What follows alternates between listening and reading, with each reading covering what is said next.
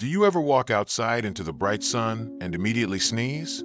You might have the photic sneeze reflex. It's all in your genes.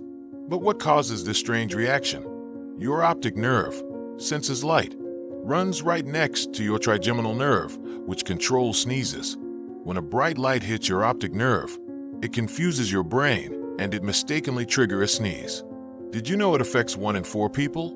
People often think it's a myth, but science reveals its truth. This phenomenon dates back to ancient times. It's a genetic mystery yet to be solved. So, if you sneeze outside, embrace it. You're part of a unique group. For more vital sips of science, subscribe now and join the curious minds.